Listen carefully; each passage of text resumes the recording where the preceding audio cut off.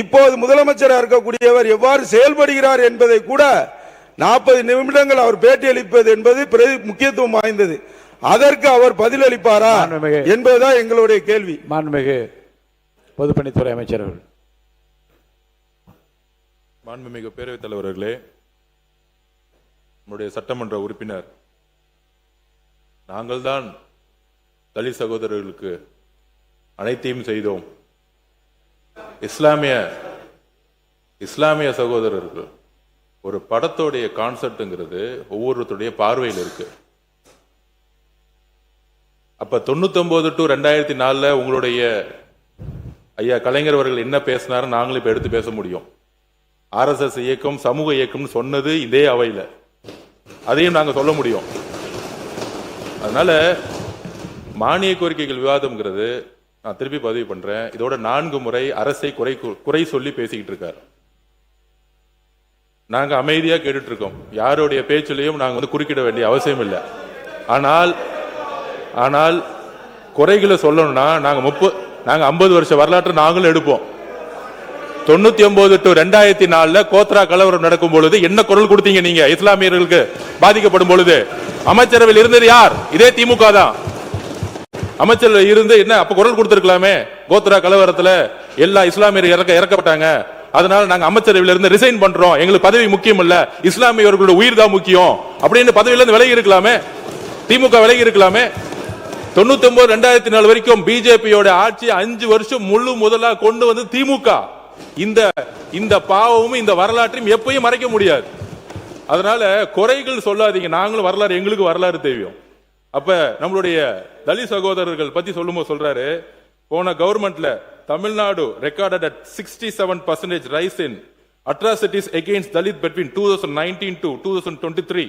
The highest increase in the country according to the report by the National Campaign and Dalit Human Rights Commission. இது நாங்க சொல்லல, NCDHR சொல்றாங்க. இந்த தமிழ்நாட்டிலே அதிகமான தலித் மக்களுக்கு எதிரான கிரைம் நடந்தது உங்களுடைய ஆட்சியிலிருந்து இங்க டேட்டா சொல்லுது. இதை நாங்க இங்க பதிவு பண்றோம். அதனால குறைகள் சொல்லாதீங்க.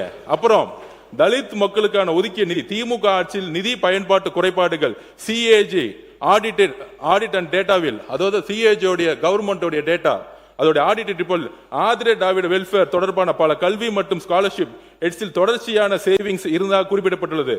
2021 to 22 மட்டும் SC ST girls literacy institute 6.67 கோடி saving. Abroad scholarship for SC ST students 5.31 crore savings. Higher education special scholarship ரூபாய் 5.58 கோடி சேவிங்ஸ். அப்புறம் SC ST students educational assistance ரூபாய் 7.24 கோடி சேவிங்ஸ் போன்ற தொகைகள் பதிவு செய்யப்பட்டன. இதன் மூலம் ஒதுக்கப்பட்ட நிதி முழுமையாக பயனாளிகளிடம் சென்றவில்லை. அதாவது நிதியை ஒதுக்கிட்டு இந்த எந்த ஃபண்டும் தலித் மக்களுக்கு போய் சேரல. இது நாங்க சொல்லல, இதோடைய CJOடைய அதாவது CAG ரிப்போர்ட் சொல்லுது. அதனால உங்களுடைய பாலிசியை பத்தி சொல்லுங்க. அரசோடைய 100 நாள் தான் நாங்க வந்திருக்கோம். ஒரு வாரம் சொன்னாரு, சமூக நீதித்துறைன்னு மாத்திட்டாங்க, சாதியை குறிப்பிட்டா போயிடுமா? இந்த அரசு சாதிங்கிற வார்த்தையை ஒழிக்கணும்னு நாங்க நினைக்கிறோம். அதனாலதான் பெயரை மாத்தணும், வேற எதுவும் கிடையாது. நீங்க காலனின்னு ஒழிச்சிங்க, காலனி ஒழிஞ்சிருச்சா? 25% இருந்து 28% இந்த 75 வருஷத்துல இன்னும் விழுப்புரத்திலும் கள்ளக்குறிச்சியிலும் தமிழகம் முழுவதும் இன்னைக்கும் காலனில தலித் மக்கள் அதே குடிசையில தான் இருக்கிறாங்க. தேர்தல் பிரச்சாரம் பண்ணும் போது சாதாரண குடிசையில, அந்த இடத்துல தண்ணி இல்ல, ரோடு இல்ல, மெடிக்கல் இல்ல, அங்க இருக்கக்கூடிய பெண்கள் ஹையர் எஜுகேஷன் போல. இப்ப சர்வே எடுத்து சொல்ல முடியும், அதிகமான பெண் கல்வியில முக்கியத்துவம் கொடுத்திருக்கோம். ஆனால் தலித் பெண்களுக்கான முக்கியத்துவம் கடந்த 75 வருஷத்துல கொடுக்கப்படலை. இந்த டேட்டா தான் உண்மை. நீங்க இப்பயே சொல்றோம் வாங்க, நீங்க காலனிங்கிற பேரை மாத்திட்டோம். நான் பேசி முடிச்சிடுறேன், அதுக்கப்புறம் நீங்க என்ன வேணா பதில் சொல்லுங்க. ஜனநாயகபூர்வம் அருவன் பண்ணுவோம். அவர் குறை சொன்னார்ல, பேசி முடிப்போம். உங்களுடைய ஆட்சியில தலித் மக்களுக்கு இந்த சவுண்ட் எல்லாம் விட வேண்டாம். நீங்க பேசுங்க எல்லாரும். நாங்க இல்ல அப்படி வேண்டாங்க, நீங்க கருத்தை மட்டும் சொல்லுங்க. கருத்தை மட்டும் சொல்லுங்க. இல்ல கருத்தை மட்டும் சொல்லுங்க. மாண்புமிகு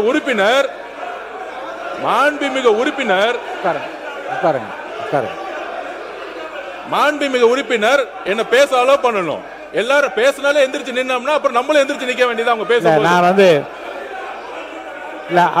இல்ல அவர் பேசி முடிந்ததும் இல்லங்க அவர் இல்ல நீங்க இல்லங்க இல்ல அவர் என்ன சொல்லிருந்தா நீங்க பதில் சொல்லுங்க. சொல்லுங்க, நான் கேக்குறோம். நான் அனுமதி தரேன். நாங்க பேசி முடிச்சு நாங்க பேசி முடிச்சு என்ன வேணா பேசுங்க, நாங்க கேக்குறோம். மாணவர் உட்காருங்க. நான் பேசி முடிச்சோட நீங்க என்ன வேணா பேசுங்க, நாங்க பேசி முடிக்கல. இருங்க மாணவர் என்ன பார்த்து பேசுங்க. பின்னாடி எல்லாரும் உட்கார சொல்லுங்க. மாணவர் பொதுப்பணித்துறை என்ன பார்த்து பேசுங்க. பாருங்க நான் சொல்றேன். இருங்க 75 ஆண்டு காலமாக இப்படிப்பட்ட குடியிருப்பில் இருக்கக்கூடிய பெண்களுக்கு இன்னும் அடிப்படை வசதிகள் இல்லைன்னா ஒரு கருத்து சொல்ல இருக்குன்னு நீங்க சொல்ற கருத்து அவர் பேசி முடிச்ச பிறகு சொல்லுங்க. எங்க என்ன இருக்கு உங்க கருத்துக்களை நீ பதிவு பண்றது அனுமதி தரேன். நீங்க பேசி முடிங்க. கருத்து முடிங்க. உடனே தரேன் உங்களுக்கு. துணைத் தலைவர்கள் உட்காருங்க. அவர் சொல்லி முடிச்ச உடனே தரேங்க உங்களுக்கு. நீங்க சொல்லுங்க. நான் ஆதாரபூர்வமா தான் பேசிட்டு இருக்கேன். சொல்லுங்க. மாண்புமிகு சட்டமன்ற உறுப்பினர் 7 நிமிஷம் பேசிட்டு இருந்தாரு. நாங்களும் இப்ப சவுண்ட் போட்டோம். இல்ல வேண்டாம், அப்படி சொல்லக்கூடாது. நீங்க விடுங்க. நீங்க கருத்தை மட்டும் பேசுங்க. நீங்க இல்லங்க. இல்ல நாங்கள் இருங்க. உட்காருங்க.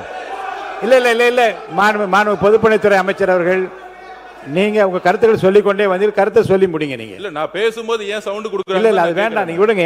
நீங்க என்ன பார்த்து சொல்லுங்க. நீங்க பதில் நீங்க பேசுங்க. தொடர்ந்து பேசுங்க. நீங்க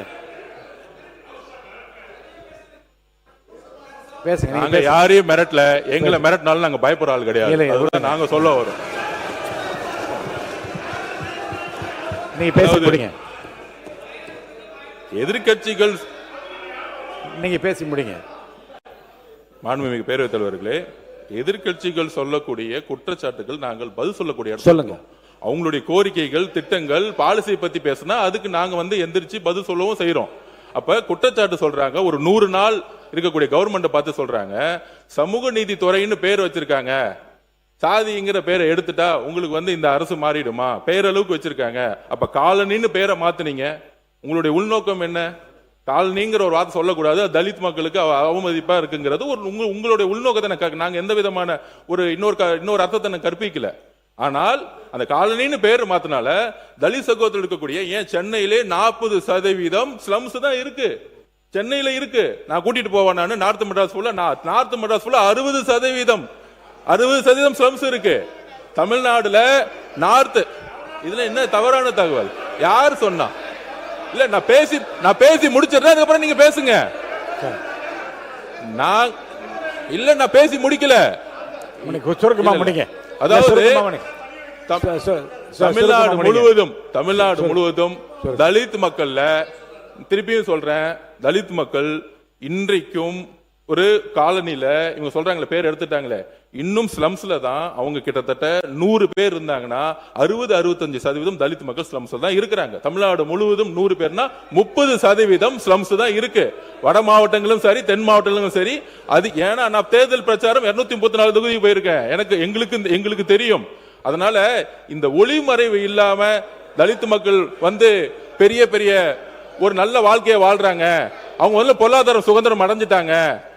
நாங்கள் சொல்றோம், வரலாற்றுல முதலில் 6 அமைச்சர் சொன்னாங்க. 8 அமைச்சர்களுக்கான அதிகாரத்தை கொடுத்திருக்கோம். புரட்சியாளர் அம்பேத்கருடைய குறிக்கோள் என்னன்னா, தலித் மக்களுக்கு நாங்க தண்ணி கொடுத்தோம், வீடு கொடுத்தோங்கிறது முக்கியம் இல்ல. அம்பேத்கருடைய கனவு தலித் மக்களுக்கு அதிகாரத்தை கொடுக்கப்பட வேண்டும். முதல் முறையாக வரலாற்றில் ஒரு கல்வித்துறை, அதாவது எஜுகேஷன் டிபார்ட்மெண்ட், ஹையர் எஜுகேஷன் ரெண்டுத்துக்கும் சேர்த்து அமைச்சர்களை கொடுத்திருக்கோம்.